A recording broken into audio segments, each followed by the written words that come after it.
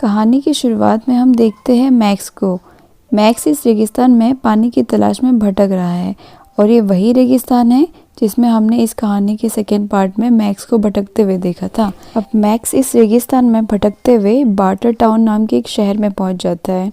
ये शहर चट्टानों के बीच में बसा हुआ है। इस शहर में लोग इस रेगिस्तान में मिले हुए सामान को बेचने के लिए आते हैं, लेकिन मैक्स के पास ना तो कुछ बेचने के लिए था, ना ही कुछ खरीदने के लिए, क्योंकि मैक्स एक ऐसा मुसाफिर था जिसका ना तो कोई मंजिल है, ना ही कोई ठिकाना। बस वो तो इस वीरान लुटेरों से भरे रेगिस्तान में भटकता रहता है। मैक्स की यह हालत तब से हुई जब से लुटेरों ने मैक्स की बीवी और उसके बच्चे को मार दिया था।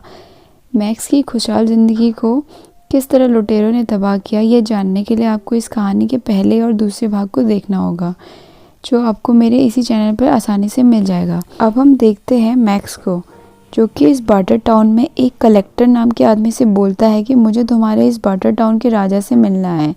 कलेक्टर एक ऐसा आदमी है, जब इस बार्टर टाउन में किसी को कोई दिक्कत या परेशानी का सामना करना पड़ता है तो सभी लोग पहले इस बार्टर टाउन के राजा से मिलने के लिए कलेक्टर के पास जाते हैं।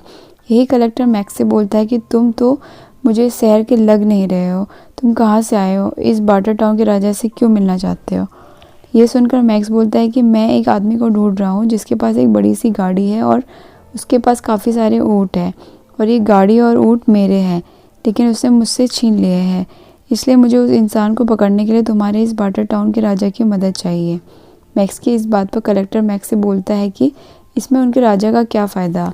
तो मैक्स कलेक्टर को समझाते हुए बोलता है कि मैं एक पुलिस ऑफिसर था और बहुत बड़ा योद्धा हूँ, तो मैं तुम्हारे राजा के कुछ न कुछ काम तो आ ही सकता हूँ।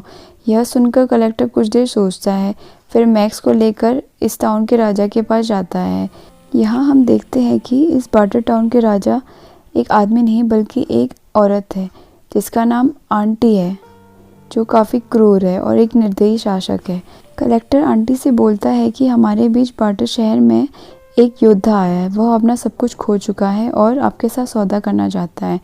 यह सुनकर आंटी मैक्स से बोलती है कि तुम इससे पहले क्या करते थे और यहाँ तुम कैसे पहुँचे। तो मैक्स आंटी को बताता है कि मैं पहले एक पुलिस वाला था और मेरा एक खुशहाल परिवार था, लेकिन इस रेगिस्तान के लुटेरों ने मेरी बीवी और मेरे बच्चे को मार दिया था। तब से मैं बेघर हूँ और इस रेगिस्तान में भटक रहा हूँ। ये सुनकर आंटी मैक्स से बोलती है कि इस टाउन को खड़ा करने में मैंने अपना खून पसीना एक कर दिया है, लेकिन मेरे सामने सबसे बड़ी समस्या आ गई है। ये barter town methane gas refinery से मिलने वाली ऊर्जा से चलता है और ये मेथेन गैस रिफाइनरी में सूअर के मांस से बनाया जाता है। इसी मेथेन गैस की वजह से हमारे शहर की सारी मशीनें चलती है और हमारे इस बार्टर शहर में इसी से उजाला रहता है। इस रिफाइनरी को चलाने वाले दो आदमी हैं जो कि एक ही आदमी की तरह काम करते हैं, लेकिन उसमें से काफ़ी छोटा है जिसके अंदर काफ़ी दिमाग है और एक काफ़ी बड़ा है जो कि दिमाग से तो पैदल है लेकिन उसके अंदर काफ़ी ताकत है। ये दोनों एक दूसरे का साथ देते हुए अपनी ताकत के बल पर इस रिफाइनरी को चला रहे हैं और इन दोनों का नाम मास्टर ब्लास्टर है। यह समझाते हुए आंटी मैक्स से बोलती है कि मुझे इस रिफाइनरी पर अपना कब्जा करना है, इसलिए तुम्हें इस रिफाइनरी के अंदर जाकर ब्लास्टर, जो कि एक ताकतवर है, उसे मारना होगा और छोटे वाले को, जिसके पास दिमाग है, उसको कैद करना होगा क्योंकि वह बहुत काम का आदमी है। अगर तुम इस काम में सफल हो जाओगे तो मैं इस बार्टर टाउन से उन सभी चीज़ों को ले जा सकते हो जिन चीज़ों की तुम्हें ज़रूरत है, और तुम्हें इस रिफाइनरी के अंदर एक मजदूर बनकर जाना होगा। इसके लिए मेरे आदमी तुम्हारी मदद करेंगे। यह बोलते हुए आंटी वहाँ से चली जाती है। और अब हम देखते हैं कि मैक्स को, जो कि इस मीथेन गैस रिफाइनरी के एक मजदूर बनकर पहुँच जाता है और वहाँ पहुँचकर काम करना शुरू कर देता है। और वहाँ काम करते हुए मैक्स देखता है कि वहाँ पर एक आदमी लूटी हुई गाड़ी में लगे बम को निकालने की कोशिश कर रहा था और मास्टर ब्लास्टर भी वहीं होता है। तभी मैक्स उनसे कहता है कि यह गाड़ी मेरी है, इसलिए इस बम को मैं ही निकाल सकता हूँ। तभी मास्टर ब्लास्टर उससे कहता है कि तुम कौन हो और कहाँ से आए हो, तुम तो मुझे इस रिफाइनरी में काम करने वाले नहीं लग रहे हो। तो मैक्स उनसे कहता है कि मैं हाल ही में आया हूँ, एक नया मजदूर हूँ।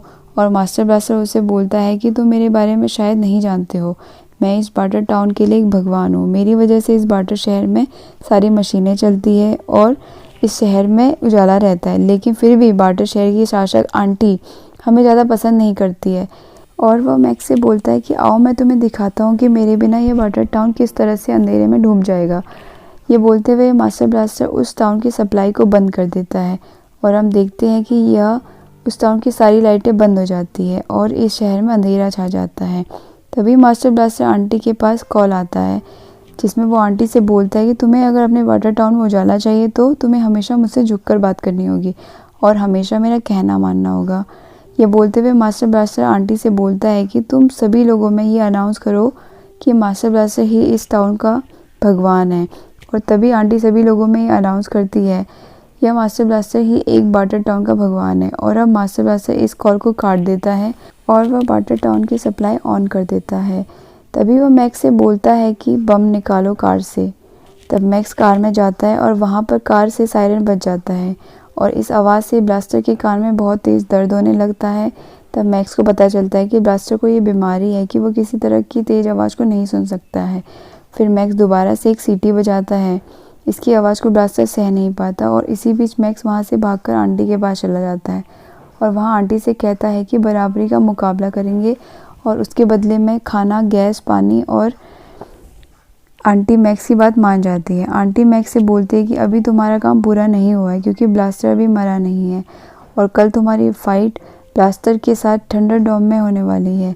इस डोम में तुम ब्लास्टर को बड़ी आसानी से मार सकते हो क्योंकि इस थंडर डोम में कोई भी रूल नहीं है। तुम तो एक योद्धा हो, इसलिए तुम्हें इस मौके को गंवाना नहीं चाहिए। थंडर डोम एक ऐसी जगह है जहाँ पर दो अपराधियों को एक साथ लड़ने के लिए छोड़ देते हैं और वो लड़ते हुए एक दूसरे को मारकर डिसाइड करते हैं कि इस डोम में गए दो लोगों में से सिर्फ एक ही बाहर निकलता है। जो इससे ज़िंदा बाहर निकलता है वही विजेता माना जाता है।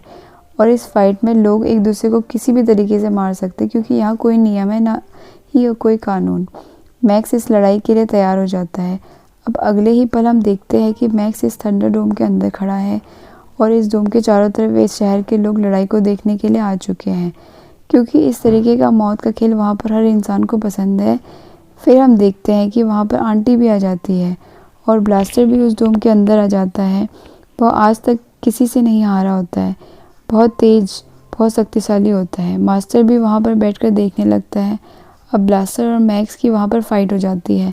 दोनों एक दूसरे को मारने लगते हैं। इस मारपीट में हम देखते हैं कि पहले तो मैक्स ब्लास्टर पर हमला करता है, लेकिन कुछ ही देर बाद वह ब्लास्टर मैक्स पर भारी पड़ जाता है।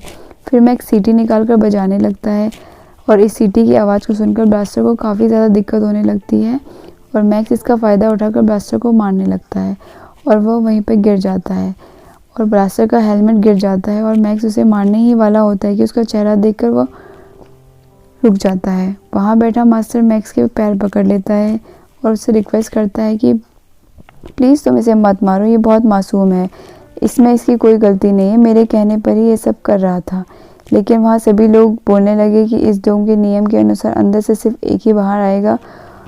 तभी आंटी के आदमी ब्लास्टर को वहीं पर मार देते हैं और मास्टर को कैद कर लेते हैं और रोलेट घुमाकर मैक्स का फैसला करते हैं और उसमें गुलैग आता है, जिसका मतलब कि मैक्स को एक घोड़े में उल्टा बांधकर उसके ऊपर मास्क लगाकर दूर रेगिस्तान में छोड़ देते हैं। कई दिनों तक भूख और प्यास की वजह से घोड़ा भी कुछ दूर जाकर गिर जाता है और रेत के दलदल में डूब जाता है। तब मैक्स को होश आता है और उसके पास उसका बंदर पानी लेके पहुंच जाता है, जिसे मैक्स के एक दोस्त ने भेजा है जो कि इस वाटर टाउन में कैद है। मैक्स वहाँ से आगे की तरफ बढ़ने लगता है। तभी खाने और पानी की कमी के कारण मैक्स वहाँ पे बेहोश हो जाता है और वहाँ पे एक आदिवासी आ जाते हैं और उसे वहाँ से लेकर जाते हैं और उसका इलाज करते हैं। और वो लोग मैक्स को एक पायलट समझते हैं जो उन्हें वहाँ से बचाकर शहर ले जाएगा, क्योंकि इसके बारे में उनके पूर्वजों ने उनको बता रखा था। लेकिन मैक्स उनसे कहता है कि मैं वह नहीं हूँ जिसका तुम इंतज़ार कर रहे हो। और मैक्स उन सभी को लेकर वाटर टाउन पहुँच जाता है और किसी तरह से रिफाइनरी में घुसकर मास्टर को आंटी के चंगुल से छुड़ाता है और वहाँ से एक ट्रेन में बैठकर वाटर टाउन से बाहर निकलते हैं और आंटी के लोग उसका पीछा करने लगते हैं। मैक्स और आदिवासी एक एक करके आंटी के लोगों को मार गिराते हैं और आगे हम देखते हैं कि ट्रेन का ट्रैक वहीं पर ख़त्म हो गया है और सामने एक बच्चा उन पर बंदूक ताने खड़ा है। तब वह देखते हैं कि आंटी के लोग अभी भी उनका पीछा कर रहे हैं, तो वह सब वहाँ से भागकर बच्चे के पीछे जाते हैं। तभी हम अंदर देखते हैं कि यह बच्चा कैप्टन जाइलो का बेटा है। यह वही कैप्टन है जिसने मैड मैक्स के भाग 2 में मैक्स की मदद करी थी और वह मैक्स का दोस्त है।